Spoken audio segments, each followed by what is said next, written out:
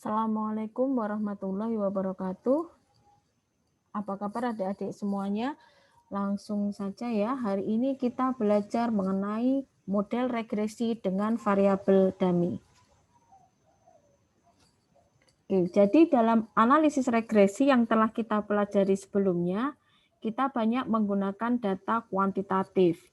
Sementara ketika kita melakukan analisis penelitian, seringkali kita membutuhkan data yang bersifat kualitatif.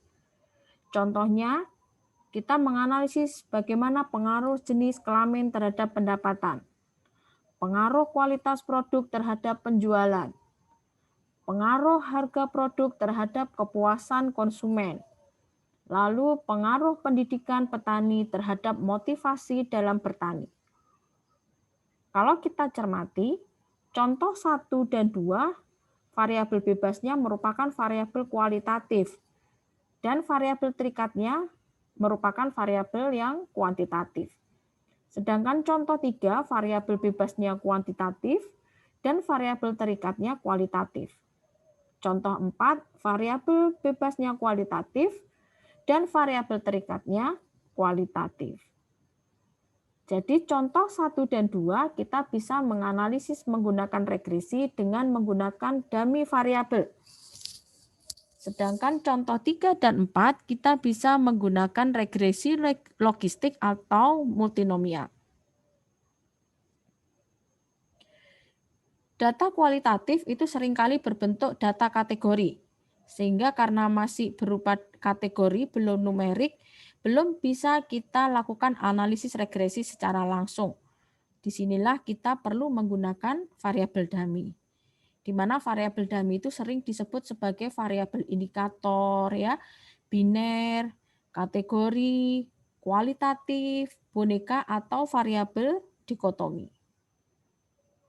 Variabel dummy itu sendiri pada prinsipnya merupakan perbandingan karakteristik atau hal-hal yang bersifat kualitatif. Misalnya kita ingin membandingkan kondisi konsumen yang merasa puas terhadap suatu produk dengan konsumen yang tidak puas. Lalu perbandingan besarnya pendapatan antara laki-laki dan perempuan. Terdapat beberapa teknik pembentukan variabel dummy dan estimasinya. Contoh, misal kita akan menganalisis kepuasan konsumen. Berarti nanti akan ada 2 kemungkinan ya. Yang pertama konsumen yang puas, kemudian konsumen yang tidak puas. Nah, kalau kita buat dummy akan menjadi seperti ini. Misalnya konsumen yang puas kita beri angka 1, kemudian konsumen yang tidak puas kita beri angka 0.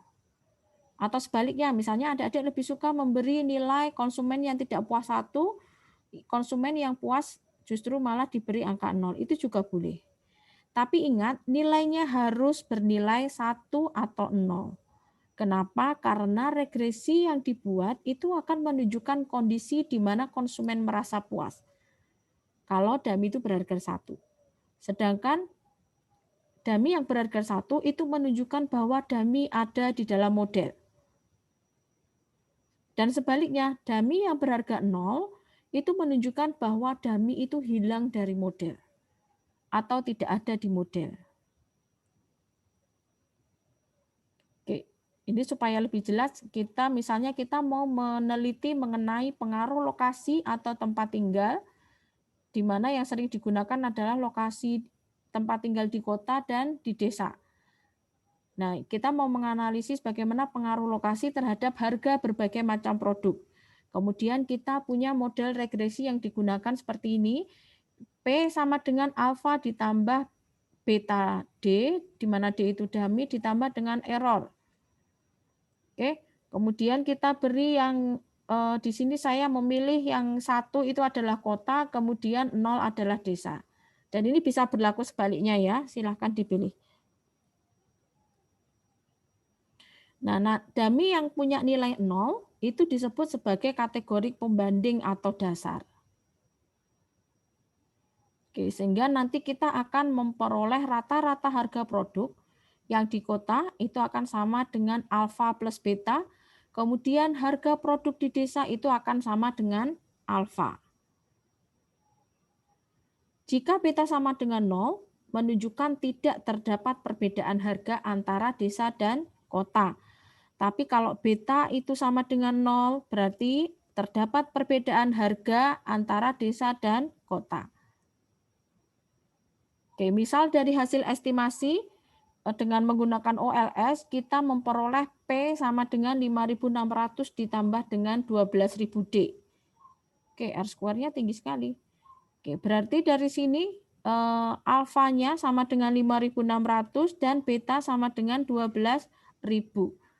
Artinya adalah harga rata-rata produk di daerah perkotaan itu sebesar 5.600 ditambah 12.000 atau 17.600 rupiah.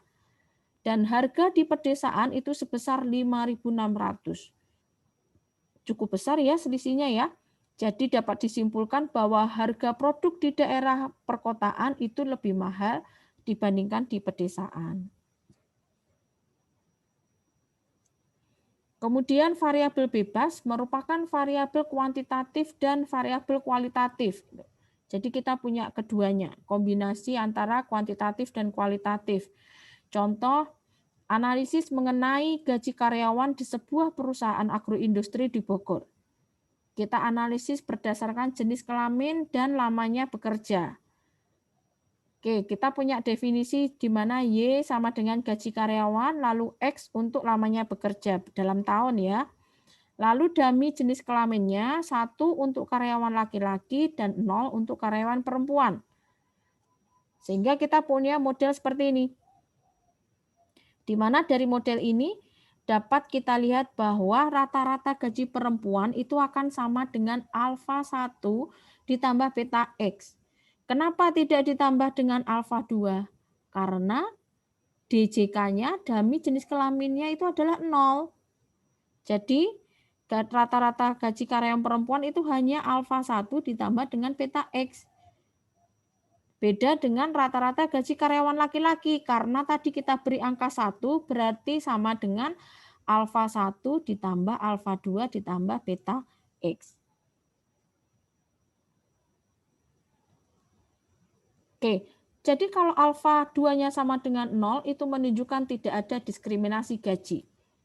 Tapi kalau alfa 2-nya tidak sama dengan 0 menunjukkan ada diskriminasi gaji antara karyawan laki-laki dan perempuan. Oke, misal di sini kita punya gaji karyawan laki-laki itu lebih besar daripada karyawan perempuan. Maka secara geometris kita akan punya grafik seperti ini. Ya, ini untuk karyawan laki-lakinya lebih besar daripada karyawan perempuan. Lalu kalau misalnya kita balik, karyawan perempuan yang kita beri nilai 1, kemudian laki-lakinya yang 0. Nanti modelnya akan menjadi seperti ini. Perhatikan di bagian sini ya, bahwa DJK-nya itu akan bertanda minus di sini. Menunjukkan kalau alfa 2 sama dengan 0 itu tidak ada diskriminasi, alfa 2 tidak sama dengan 0 ada diskriminasi.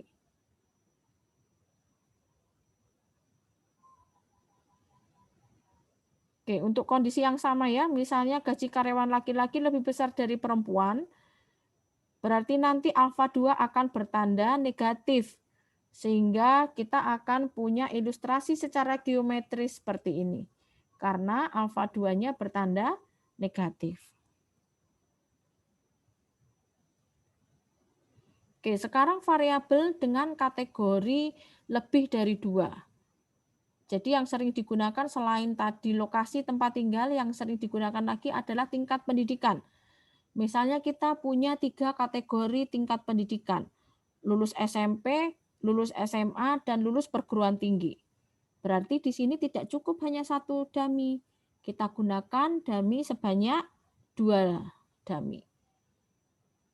Misal yang saya pilih ini, yaitu dummy untuk pendidikan terakhir SMA saya beri angka 1, berarti nanti yang lainnya 0. Kemudian dummy yang lainnya pendidikan terakhir perguruan tinggi saya beri angka 1, nanti yang lainnya 0. Jadi terserah kita sebagai peneliti mau milih mana yang mau kita jadikan sebagai kategori pembandingnya. Oke, dari tadi ya, contoh yang tadi bisa kita buat model regresi seperti ini. Misalnya yang mau kita analisis adalah pengeluaran biaya telekomunikasi petani per tahun. Apakah dipengaruhi oleh pendidikannya? Oke, berarti nanti pengeluaran telekomunikasi petani kalau berdasarkan pendidikannya, petani yang lulus SMP pengeluarannya akan sebesar alfa 1 ditambah beta X. Yang lulus SMA akan sebesar alfa 1 ditambah alfa 2 ditambah beta X.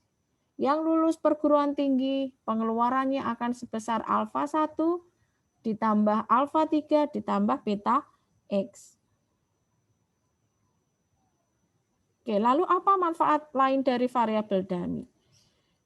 Kalau kita menganalisis menggunakan data time series, maka variabel dummy itu juga bisa bermanfaat untuk membandingkan kondisi pada periode waktu tertentu. Misalnya, bagaimanakah kinerja sektor pertanian sebelum terjadi krisis dan saat terjadi krisis ekonomi? Before and after itu ya. Misal yang before kita beri angka 0, kemudian yang after kita beri angka 1. Misalnya yang lainnya lagi, bagaimana minat masyarakat untuk menabung di bank syariah setelah MUI mengeluarkan fatwa bahwa bunga bank haram. Dan juga contoh-contoh yang lain. Oke, demikian mengenai variabel dummy pada hari ini. Apabila ada pertanyaan, adik-adik bisa disampaikan di WA Group. Terima kasih atas perhatiannya. Wassalamualaikum warahmatullahi wabarakatuh.